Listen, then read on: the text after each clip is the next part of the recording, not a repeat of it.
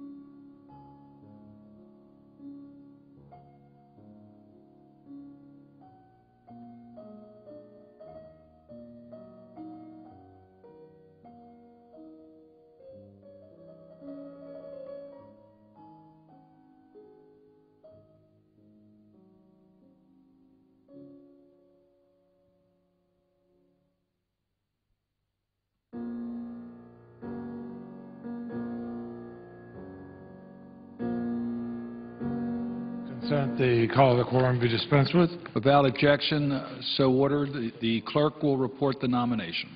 Nomination. Mr. President.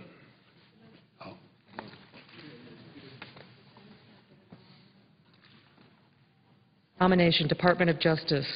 Robert S. Mueller III of California to be Director of the Federal Bureau of Investigation. Mr. President, Senator Vermont is recognized. Mr. President, before I begin, unless all time is yielded back, we have 2 hours on this debate. I would ask consent that any quorum calls during that 2 hours be charged equally to both sides. Mr. President, today the Senate is going to consider the President's nomination of Robert Mueller to continue serving as a Director of the Federal Bureau of Investigation. This is consistent with the President's May 12, 2011 request that Congress pass legislation to enable the Director to continue serving in light of the leadership transitions at several key national security agencies. Prior to his request, I had discussed this with President Obama. One of the things he noted was that we were going to have a new Secretary of Defense, a new Director of the CIA, and he did not want to have yet a third key member of the national security team be replaced at this time. To the President's request, even though, or to the President's, to applaud the President on this, he could have taken another route and said, I'm going to name somebody who will serve for 10 years beyond any time that the President might be in office. Instead, he said, let's do what he felt was the best for the country and extend Director Mueller for 2 years.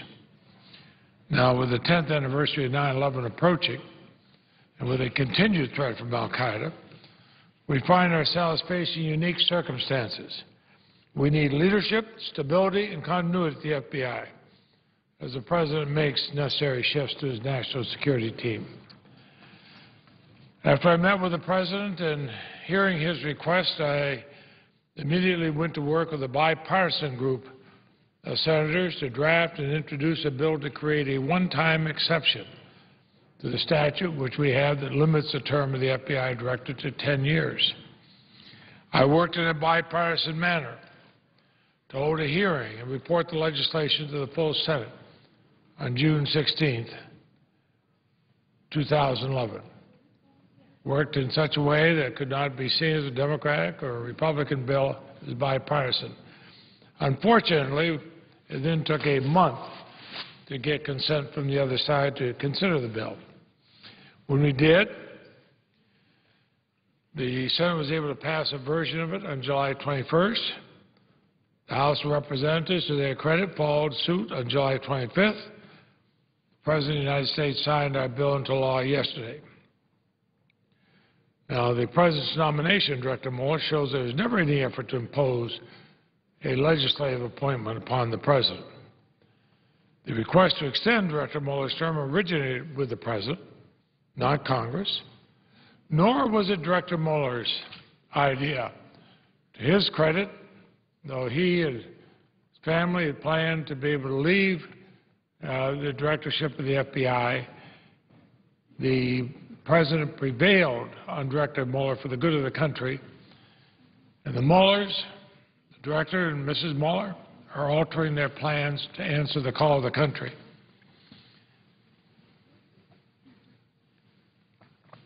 Incidentally, I don't think I disclosed anything by saying that in my discussions with the President, when he was talking about extending this, and I asked him, how does Director Mueller feel about this? He said, I haven't talked with him yet, but he's a good, loyal American, good Marine. He'll answer the call. And that's precisely what he did. When we passed our legislation, I did insist we include a unanimous consent agreement to expedite consideration of this nomination. when others insisted we adopt a form of statute that would require Director Mueller's renomination. And so now we do have it up. The Majority Leader followed that. We called it up, and we will vote. Some ask why I insisted on such unanimous consent agreement. Well, I did it to prevent a recurrence of the delays and obstructions that have been used to complicate consideration of so many of the President's nominations, especially in the area of national security, like the Deputy Attorney General or the Assistant Attorney General for National Security, and so many others. We have, on the one hand, people speak on the floor how we must protect the security of the United States, but then at the same time delay and delay and delay the people the President of the United States needs in place to protect our security. The irony is that after they've been held up month after month after month and month, then they pass overwhelmingly in this body. In fact, there's even a hold originally in the legislation making Director Mueller's nomination possible. But now that's behind us. The Senate can vote to reconfirm Director Mueller to a new 2-year term before the August 2nd deadline and avoid any lapse in leadership of the FBI. Let me speak a little bit about the director. He took over as FBI director just days before the attacks of September 11th, 2001. And since then, he's overseen and guided the Bureau through a major transformation and evolution. And of course, in any major transformation, there have been problems.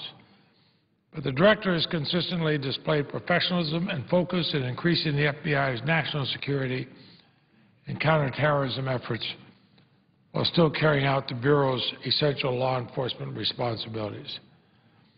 So I applaud Director Mueller's commitment to ensuring the FBI adheres to the values and freedoms Americans hold dear, while at the same time vigorously pursuing important law enforcement and national security objectives. As chairman of the Judiciary Committee, I intend to continue to conduct vigorous oversight of the FBI. I'll work with the director on these important issues. Through all, oversight is one of Congress's most important responsibilities. For example, on June 17th, I wrote a letter with Ranking Member Grassley to Director Mueller about the proposed changes in the FBI's revised edition of the Domestic Investigations and Operations Guide. I remain committed to ensuring this revised guide provides the FBI with the latitude it needs to carry out its duties while not infringing upon the civil liberties of Americans, and ensuring the Judiciary Committee and public are kept informed of its implementation. I'll continue to monitor the implementation of the USA Patriot Act, which Congress extended this past May. At the start of the Congress, I introduced legislation that would have extended the 3 expiring provisions of the USA Patriot Act while improving oversight, something we should do, and promoting transparency, and expanding privacy and civil liberties, safeguards, and current law.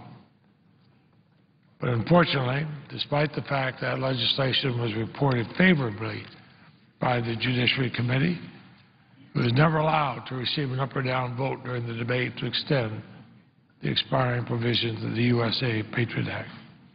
But nonetheless, I will work with the Director and the Department of Justice and all senators in both parties to ensure oversight of USA Patriot Act authorities.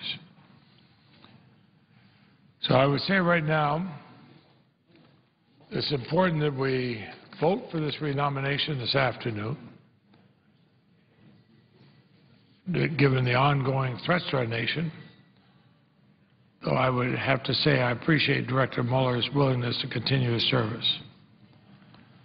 At the hearing on this legislation, I know that he's dedicated his life to public service. But I also mentioned Mrs. Mueller. All of us who serve in public office know that puts extra strain on our family members. I know how much of a partner she has been with him in bringing him to where he is. And I know that there has to have been a large part of her and their life together wanting to be able to have some time without the pressures of being in such public service. So I thank him for being willing to serve. I thank Mrs. Mueller, too. So often we forget that.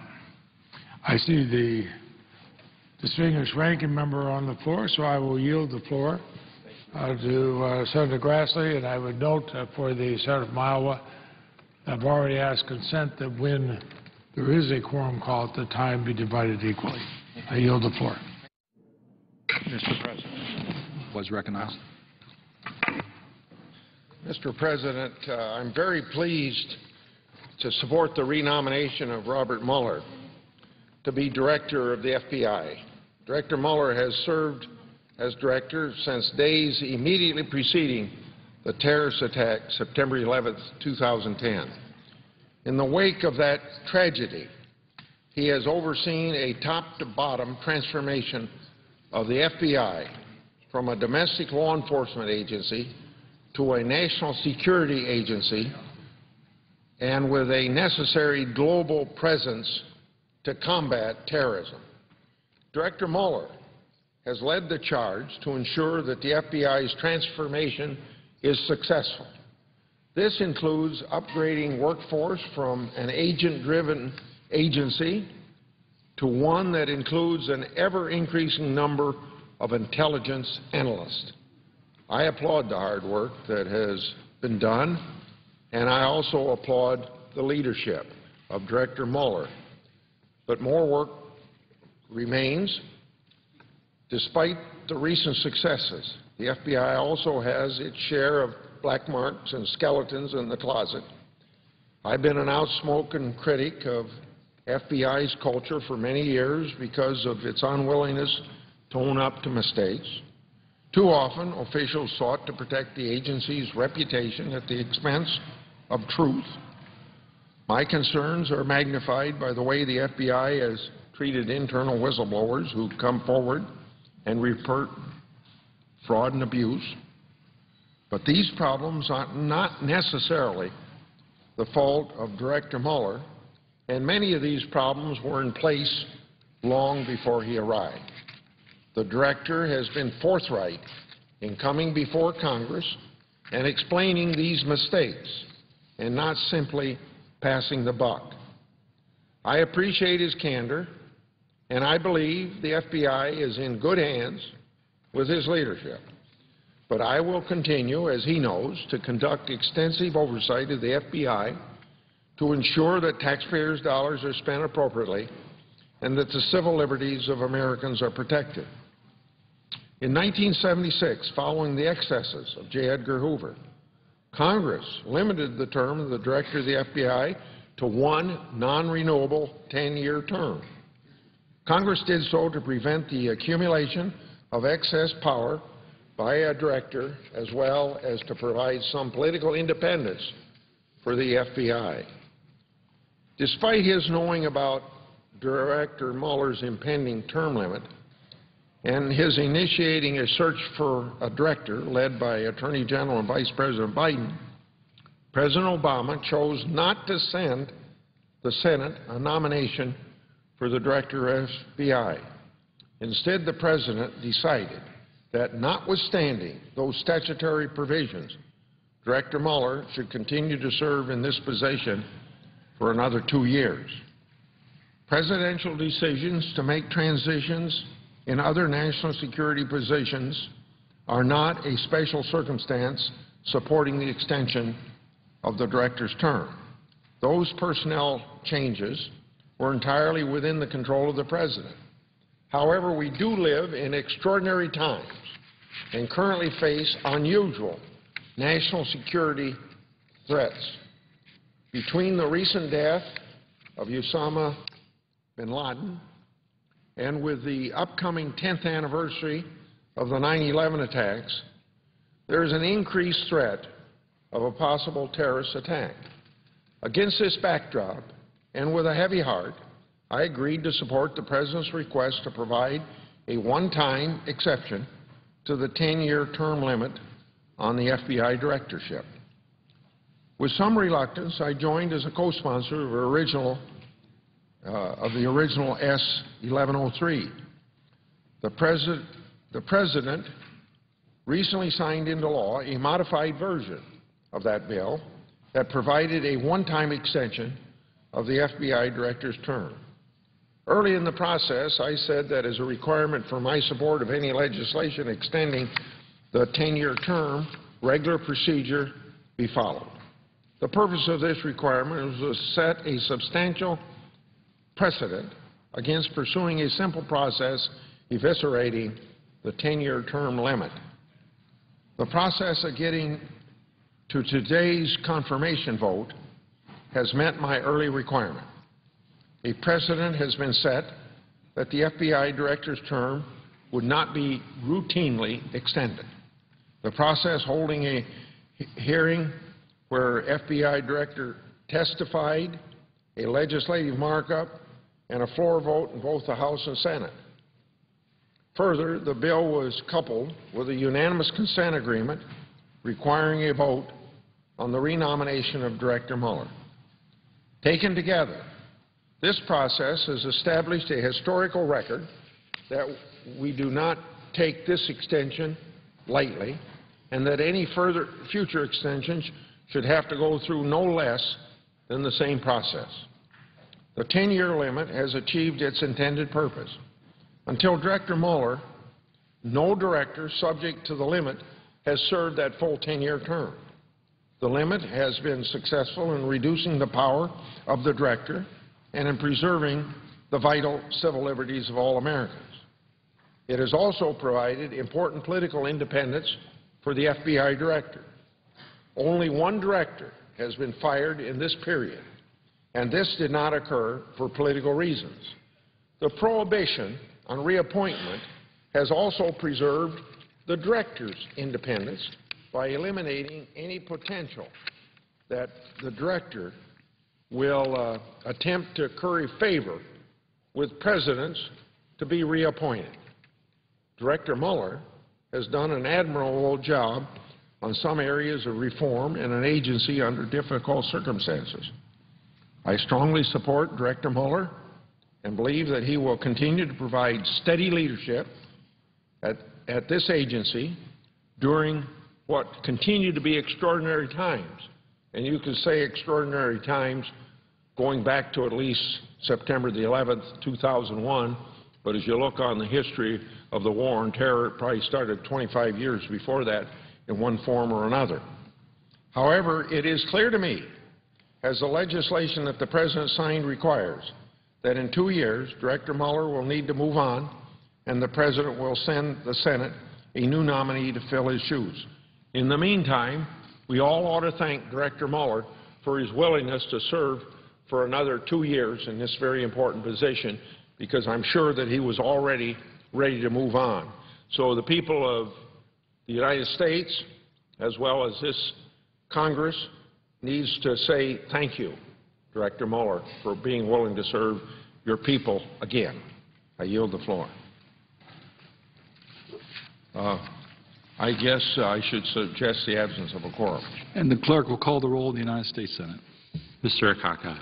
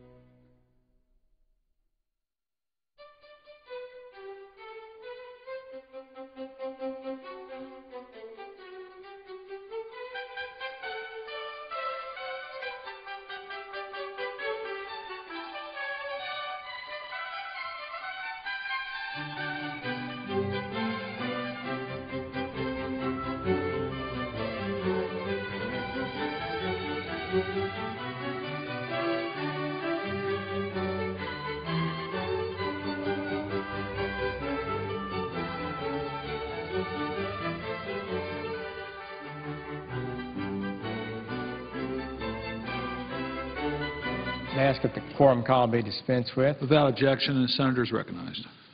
Mr. President, I support the President's nomination of Robert Mueller to be the Director of the FBI for an additional 2-year term. I believe Mr. Mueller is a fine Director of the FBI.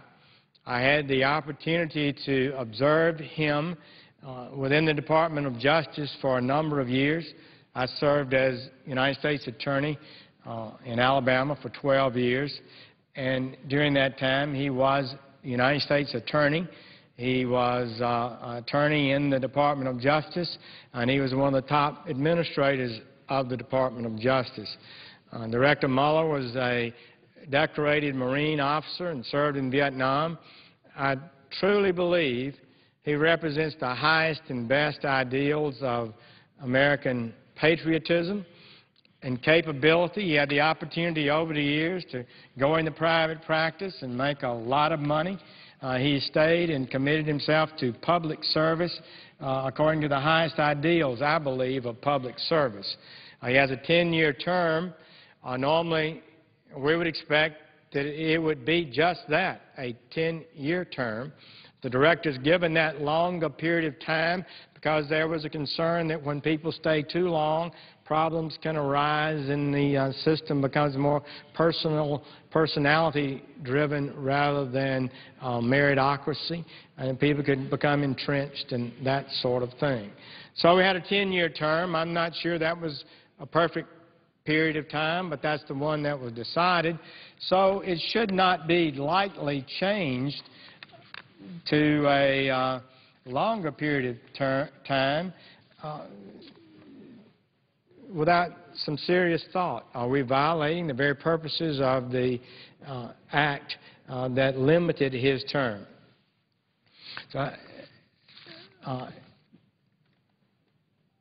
So I am pleased that instead of moving forward with the proposal as originally drafted, we're now moving forward with the proposal that Senator Coburn offered, his substitute amendment.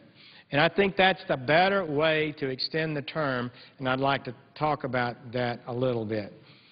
The original proposal would have just amended the statute, providing that the director serve for only one 10-year term, and created an exception to allow Director Mueller to serve an additional 2 years. So I'm concerned about the potential for creating a dangerous precedent that the 10-year term limit applies depending on who is the director. His or her political popularity and the political dynamics of the White House and Congress. That was not our goal. I do understand the President's desire to retain Director Mueller during this time in our nation's history and to do so expeditiously and not to have some sort of interim uncertainty. Actually, I congratulate the President on his judgment in concluding that Senator Mueller, Director Mueller can do a good job and has done a good job. While it's true the original legislative proposal would have accomplished those things, I believe it was the easy way out and would not only have been a temptation to future generations to replicate it, but more importantly, it might have run afoul of the Constitution. At the hearing before the Judiciary Committee, of which I'm a member, concerns were raised about the original proposal, and that was raised by University of Virginia, James Madison Distinguished Professor of Law, John Harrison.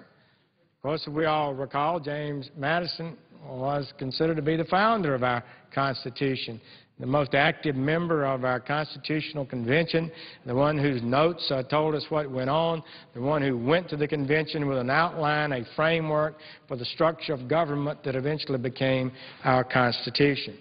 And so he testified, Mr. Harrison did, that it was an unconstitutional, quote, attempt by Congress to exercise directly through legislation the appointments power, close quote.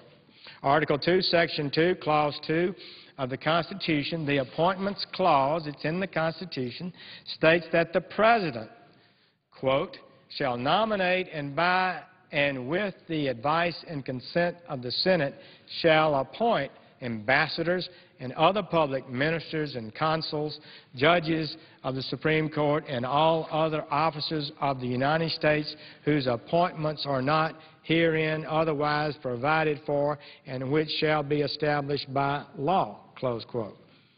In the case of Buckley versus Vallejo, the Supreme Court held, quote, that any appointee exercising significant authority pursuant to the laws of the United States is an officer of the United States and must, therefore, be appointed in the manner prescribed by Section 2, Clause 2 of that article.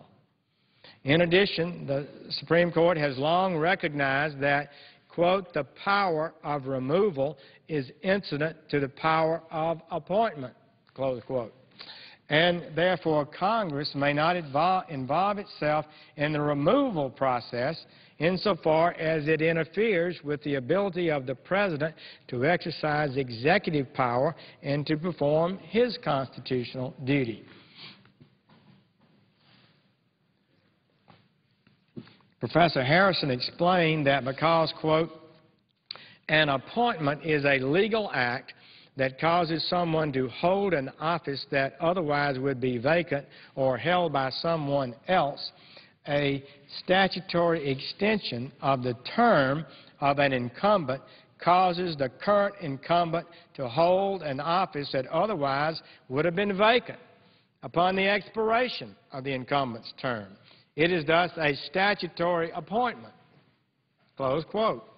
He further testified, Professor Harrison did, that the original proposal would have also run afoul of the fundamental constitutional principle that underlies the Appointments Clause, this fundamental principle, because the President has the ultimate veto, the power to decide whether or not to appoint someone at all. He has the absolute responsibility for their nomination, good or bad. He nominates. Indeed, the rationale for the structure of the Appointments Clause dates back to Federalist Number 76, in which Alexander Hamilton explained, quote, "The sole and undivided responsibility of one man will naturally beget a livelier sense of duty and a more exact regard to reputation.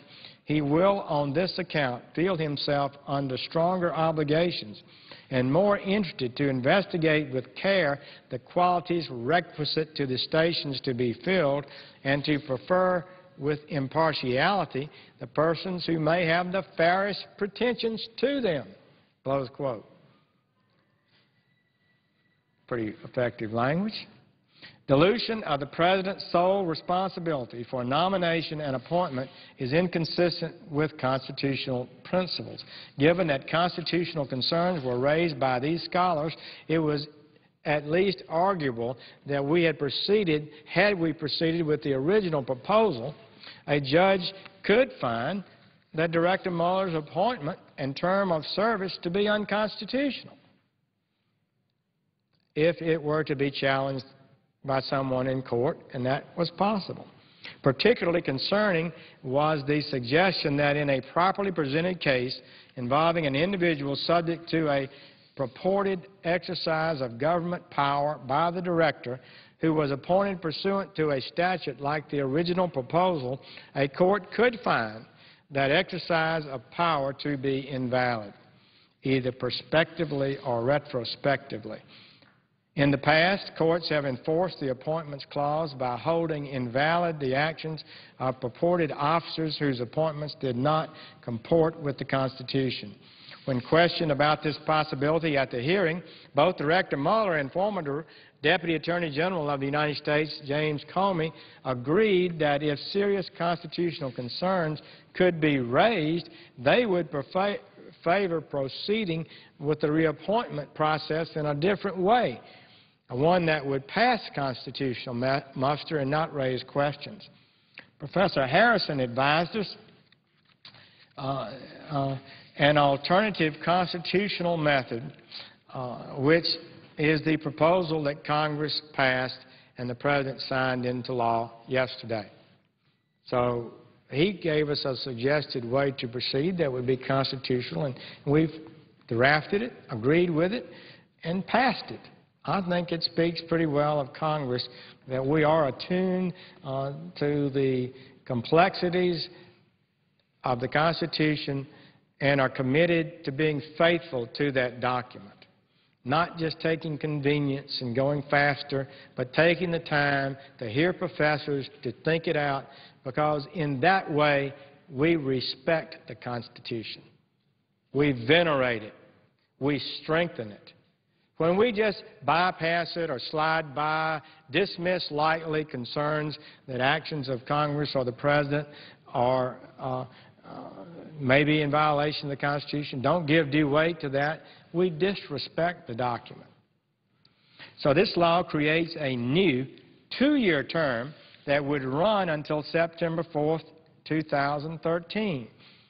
It assumed that President Obama would nominate Director Mueller to that new term with the advice and consent of the Senate, requiring confirmation vote that we will proceed to shortly. So the new process required that under the new law, Director Mueller is not eligible for another term after September 4th, 2013, and after the expiration of that new term, the term for the Director of the FBI will revert back to the previous law, the 10-year term. Therefore, whoever is the President in 2013 can appoint a new Director to a 10-year term. While I agree that Congress should work to expedite the confirmation process in this unique situation, I also saw no reason to proceed in a constitutionally unsound matter. The formalities of the Constitution may sometimes create obstacles to getting things done as quickly as some would like. But the Constitution and its formalities exist for a very important reason, and that is our constitutional tradition of the adherence to the rule of law. We cannot circumvent those formalities in the interest of some expediency or because it is a convenient means to a desired end. The words of the Constitution have meaning. They are not suggestions that we are free to ignore if it's not inconvenient today. So I believe the process by which we are now proceeding, creating a separate two-year term, and then calling on the President to make a new nomination. He didn't have to renominate Director Mueller, but he indicated that was his desire, and we have accorded him the opportunity to do that. He has then renominated Director Mueller, and I hope in a few moments we will confirm him to this important position. One of the discussions we had at that hearing was with Professor Van Alstyne. I heard him make a speech many years ago.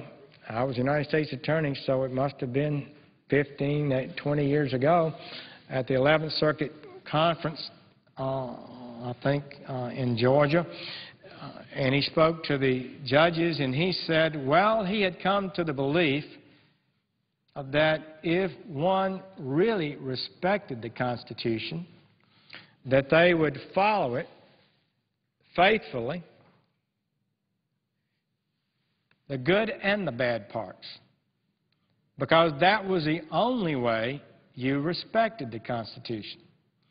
That was the way to honor the Constitution. That's the way to respect it, to follow what it says. To the extent to which we are tempted to move around the plain words, the plain intent of the Constitution for convenience, we weaken that document. In the long run, a weakened document will be less of a bulwark protecting our liberties and our freedom as individual Americans. So I thank the President, I thank the leadership, I thank Senator Leahy, and the chairman of our committee, for responding to the professor's request and ideas and to proceeding in a way that I think raises no question about constitutionality, or if it is, it's small, and in a way that took a little more effort. So I thank the chair for the opportunity to share these remarks and once again express my deep admiration for Director Mueller. He is a thorough, professional law enforcement officer. Virtually the entire time of his law enforcement career, he has tried individual cases, prosecuted individual defendants of all kinds of crimes and deprivations. He's understood the reality of the courtroom experience. He has worked as a prosecutor with FBI investigative agents over his entire career as a law enforcement officer, and now as the director of the FBI, he brings a unique experience to it. I believe he has done a fine job, and I believe he will continue to do a fine job for the people of the United States. I thank the chair and would yield the floor and note the absence of a quorum. The clerk will call the roll. Mr. Akaka.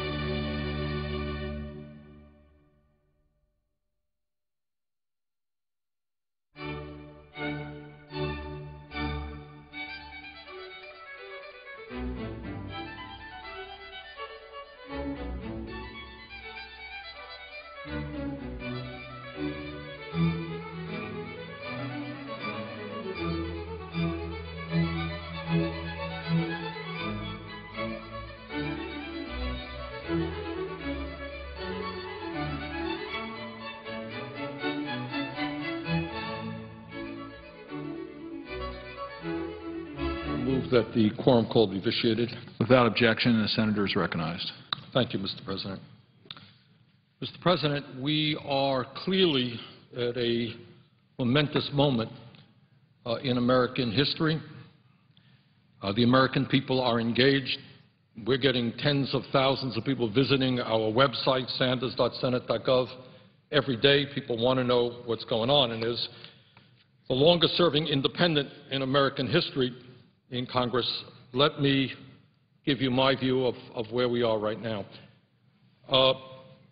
First, I do want to say that I get a little bit tired of hearing some of our pundits and some of the politicians around here blithely talking about trillions of dollars in cuts. And I see some of these guys making huge salaries on TV say, why don't they just come to an agreement, $2 trillion in cuts, $3 trillion in cuts? Well, that may be okay if you're making a whole lot of money on television, doing a television show, but clearly those people have not been talking to real Americans. So let me just go over what the media and many of us in Congress have not been talking about, and that is what the impacts of these trillions of dollars of cuts are about. These are not just words on a piece of paper. These are cuts which are going to have devastating impacts on people who are already suffering as a result of the worst recession since the Great Depression. Now, some people come up with this great idea, and they say, you know, the COLA, the cost of living adjustment for Social Security, is too high today. Seniors and disabled vets are getting just too much. And quote-unquote noted economists, I have not heard from these noted economists, think that it's just too extravagant.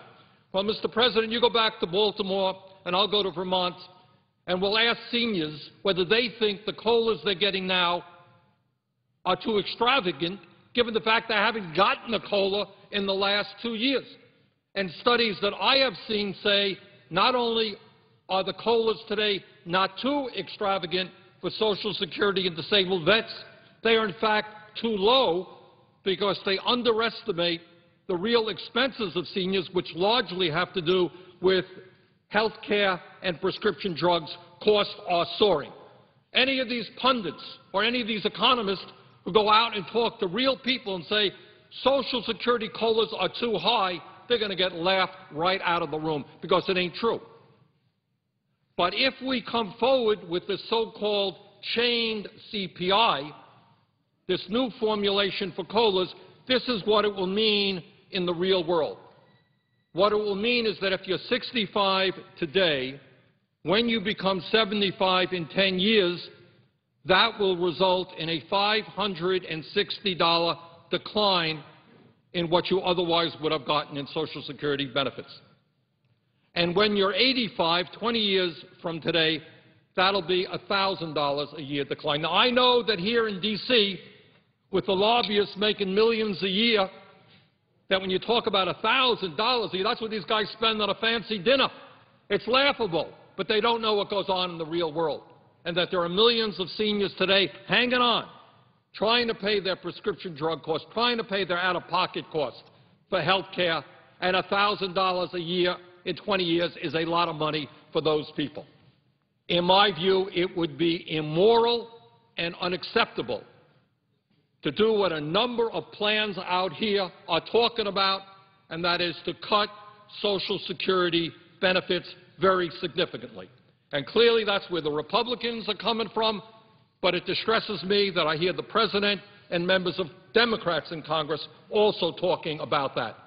And this senator will do everything that he can to protect this enormously important program, which, by the way, just in passing, has not contributed one nickel to the deficit because it is funded by the payroll tax, has a $2.6 trillion surplus. So from a moral perspective, we cannot and must not cut Social Security.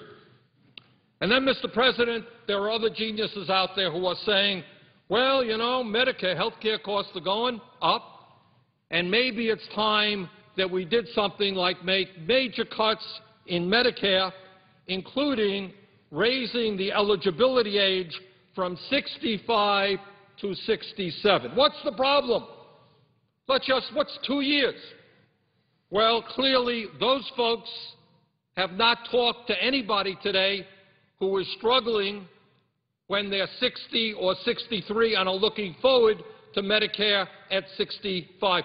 What happens, Mr. President, if you are a modest income person and you are 66 years of age and you're dealing with a health care crisis? Maybe you get hospitalized. But the government has said, pundits have said, my Republican friends have said, we're going to raise the Medicare age to 67. You tell me. Let the American people tell me what happens to those millions of people. What are they supposed to do? You get diagnosed with cancer. You have a serious heart problem. You're 66. You have no money in the bank. What happens to you? How many of those people will not survive? And then other people say, well, Medicaid's an easy program to cut. I mean, let's be politically honest about Medicaid. Medicaid is for lower-income people. They don't have lobbyists here. They don't make large campaign contributions. Many low-income people don't vote. They're an easy target to go after. Let's cut hundreds of billions of dollars from Medicaid. Well, let's be clear now, Mr. President. According to a recent study at Harvard University, some 45,000 Americans die each year, needlessly, unnecessarily, because they don't get to a doctor on time. 45,000 Americans, 15 times what we lost on the disaster of 9/11. Every single year, those people are dying. What happens if you make savage cuts in Medicaid? How many children do you throw off of the Children's Health Insurance Program? What happens to the older people who are now in nursing homes on Medicaid? What happens to all of those people? Well, I guess we don't have to worry about them. They're lobbyists. They're not here. What happens to people on disabilities? Now, we turn our backs on those people. That's what we do. Now, Mr. President, one of the very interesting aspects of this whole debate and why the American people are so angry, so frustrated, and so disillusioned is that Congress is moving in a direction of exactly the opposite way that the American people want us to handle deficit reduction. Every single poll that I have seen in my experience in talking to people in the state of Vermont has been that people want shared sacrifice. People understand that the wealthiest people in this country today are doing phenomenally well. Over a recent 25-year period, 80% of all new income went to the top 1%. The rich are getting richer, and you know what? Their effective tax rates today are one of the lowest in American history, about 18%. So the richest people in America who are doing phenomenally well are paying a lower tax rate than are nurses, teachers, and police officers. And the American people who see the middle class declining and the rich getting richer, they are saying, hey, it is only fair that the wealthiest people help us contribute to deficit reduction, that you can't place the whole burden on the backs of people who are getting poorer and poorer as a result of the recession. And the American people also understand that you have large multinational corporations like General Electric, ExxonMobil, and many others who have been making billions of dollars in profits in recent years and don't pay a nickel in federal taxes. And then on top of that, you have the absurdity of a tax policy which allows the wealthy and large corporations to stash huge amounts of money in the Cayman Islands and in other tax havens so that we are losing about $100 billion a year in revenue. And the American people are looking around and they say, that's crazy. The wealthy and large corporations who are doing phenomenally well, who are not paying their fair share of taxes, they have got to contribute to deficit reduction. It cannot simply be on the backs of the elderly, the children, the sick, the poor. That's what the American people are saying. Poll after poll. Mr. President, there was a poll that just came out the other day, just one more of many polls. Washington Post. Should the wealthiest people in this country be asked to pay more? That's the question. And they ask, in order to reduce the national debt, would you support or oppose the following question: raising taxes on Americans with incomes